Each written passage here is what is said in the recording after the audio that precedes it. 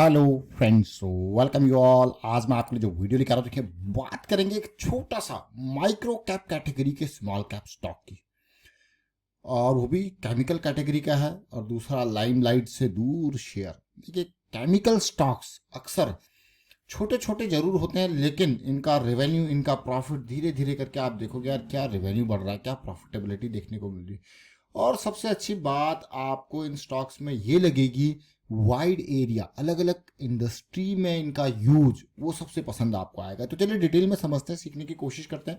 और आगे बढ़ने से पहले मैं आपको बता दूं, अगर आपने अब तक चैनल को सब्सक्राइब नहीं किया तो जल्दी से सब्सक्राइब कर ले, बेल आइकन को प्रेस कर ले, जिससे आपको नोटिफिकेशन आती रहेगी। और प्राइस सेक्शन की सीरीज बहुत important, M60 machine gun correction की बात करो या फिर 2 पॉइंट सिस्टम के बारे में बात करो, बहुत बेहतरीन तरीके से आपको चीज़ें समझा रखी है। आप इनको देखें, साइकिल्स को समझने की कोशिश करें, आप रिलेट कर पाओगे। जब आप प्रैक्टिस करोगे और अच्छे से रिलेट कर पाओगे।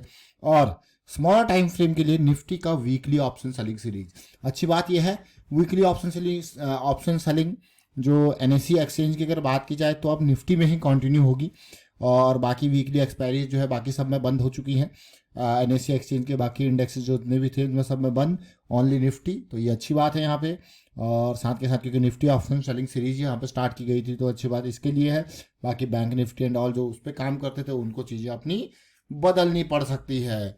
ये देखिए अभी थोड़ी देर पहले हमने चर्चा की थी ढेर सारे स्टॉक्स की, जिसमें मेडिकामिन था, और जिसमें डॉलर इंडस्ट्रीज था, RGL था, Siyaram silk and Monte Carlo fashion और डायनेमिक प्रोडक्ट्स। इन 6 स्टॉक्स को अभी काफ़ी डिटेल में सीखा था, समझा था, और इनके बारे में टाइम फ्रेम्स के ऊपर, वीकली टाइम फ्रेम की कैसे सिचुएशन है उसको देखने समझने की कोशिश करी थी। और अब हम बात करेंगे यहाँ पे दीपक कैमटेक्स लिमिटेड, एक छोटा सा स्टॉक, BSE का, SME ग्रुप का। और ये देखिए 101 का प्राइस, मात्र 100 का ये शेयर। लेकिन अगर इसके रिवेन्यू में देखूँ, 2021 में 30 करोड़ का रिवेन्यू था, 2022 में बढ़ा, 2023 में भी बिल्कुल कंसिस्टेंट। और आप देखोगे आपको यार रिवेन्यू भी इसका सही है, और प्रॉफिटेबिलिटी भी देखोगे यार, प्रॉफिट मतलब कंपनी ने पिछले 4 सालों में रिवेन्यू जनरेट किया तो प्रॉफिट भी किया। तो दीपक केमटेक्स काम क्या करता है, अगर इसके काम को आप देखोगे, आप कहोगे यार केमिकल बनाता है, किस तरीके का, कलरेंट वाला, food, drug, cosmetic, cleaning compound, agree.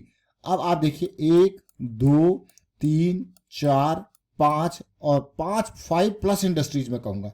Food वाला तो आपका FMCG में आ गया, ड्रग वाला किस में आ गया, फार्मा में आ गया, कॉस्मेटिक्स देखिए पर्सनल केयर में आ गया, क्लीनिंग प्रोडक्ट वही घर के साफ सफाई वाले, सर्फेक्टेंट वाले उसमें, एग्रीकल्चर में भी आ गया।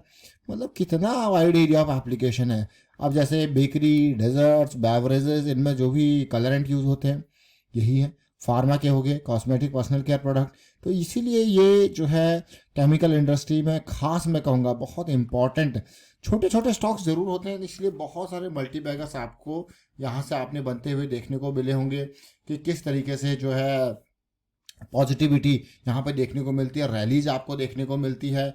लेकिन यहाँ पे अब ये फार्मा स्टॉक्स जो आप देख रहे हो, फार्मा नहीं कहूँगा मैं, केमिकल कैटेगरी का स्टॉक, फार्मा तो एक सेगमेंट है इनका, इनको जरा देखते हैं। अब इसी को आपने रिवेन्यू इसकी देखी, डिटेल्स आपने इसकी देखी, लेकिन मैं जरा इसके प्राइस सेक्शन के ऊपर भी नज़र डालूंगा। देखिए ये डेली चार्ट है, और इसके जरा मंथली चार्ट को देखिए। बिल्कुल जब मार्केट में आया कहाँ पे था, और रिसेंटली अभी इसने लो बनाया, और वहाँ से अब धीरे धीरे एक पॉजिटिविटी सी यहाँ पे देखने को मिल रही है।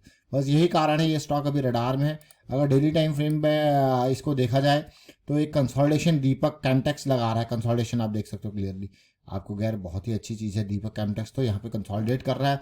और लेकिन देखिए जो छोटे स्टॉक्स होते हैं माइक्रो कैटेगरी के, यहाँ पे थोड़ा सा रिस्क पर्सपेक्टिव से इसको समझने की कोशिश करते हैं, क्योंकि इनमें रिस्क ज़्यादा होता है। रिस्क ज़्यादा कैसे, क्योंकि ये इनका मार्केट कैपिटलाइजेशन 100 करोड़, मतलब बहुत ही कम मार्केट कैपिटलाइजेशन है।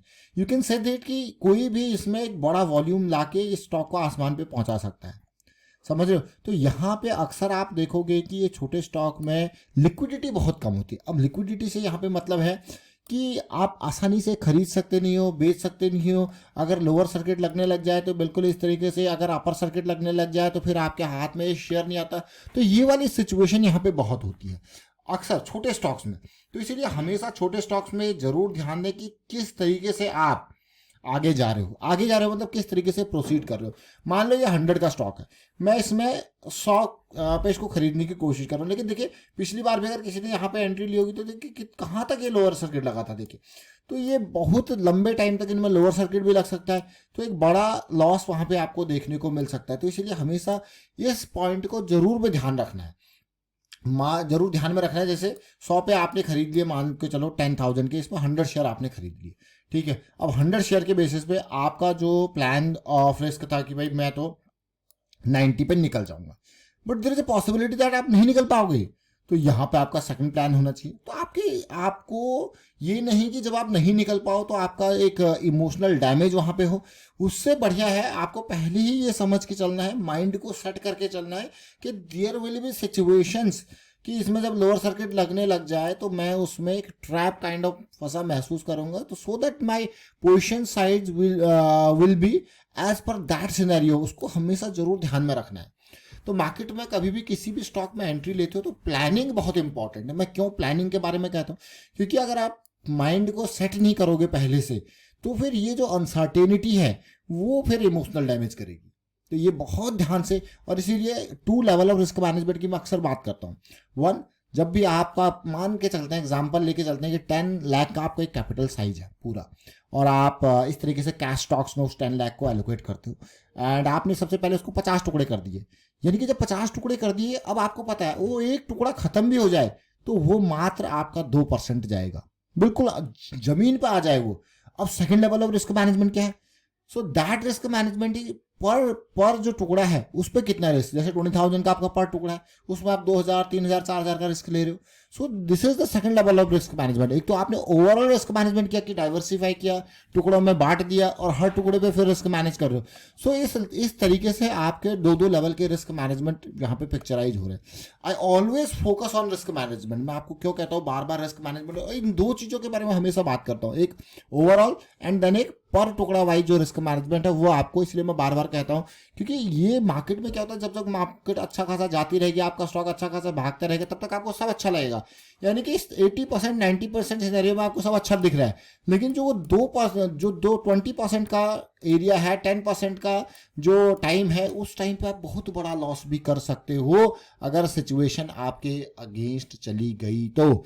इसीलिए हमेशा रिस्क को जरूर मैनेज करना है, चाहे वो 1% का रिस्क क्यों ना हो। आपको उसको प्लान करके चलना है और अपनी पूरी कैपिटल साइज को बचा के चलना है ताकि आप लंबा खेल पाओ। ये इंपॉर्टेंट पार्ट है। आपने देखा होगा टेस्ट मैचेस में जनरली लोग जो आउटसाइड ऑफ की चीजें जाती है कि जिनमें एज लगने के चांसेस ज्यादा होते हैं, तो उनको क्या करते हैं, उनको साइड कर देते हैं। टेस्ट मैच में आप देखो उसको टच नहीं करते, जाने दो कोई दिक्कत नहीं, मेरे पास बहुत टाइम है, क्योंकि उनके पास बहुत टाइम बचा रहता है, तो उनको जाने देते हैं, उनको छोड़ देते हैं। जितना भी रिस्की होता है उन चीज़ों को छोड़ देते हैं। क्यों? क्योंकि उनके पता है आराम से, कोई दिक्कत नहीं, रिलैक्स मोड पर जाएंगे आगे, रिस्की है अभी इसको छोड़ देते हैं, है कि नहीं है। तो चलिए फिलहाल वाइंड अप करता है इस वीडियो को। और हमने देखा इसको दीपक कैंटेक्स को। आप पुरानी वीडियो में, अभी जो रिसेंट वीडियो था उसमें ये सारे स्टॉक्स को देख सकते हो, समझ सकते हो, देखिए और प्रैक्टिस कर सकते हो। प्रैक्टिस बहुत जरूरी है। वाइंड अप करता हूँ वीडियो को, आप शेयर कीजिए, लाइक कीजिए। Thank you for watching the video.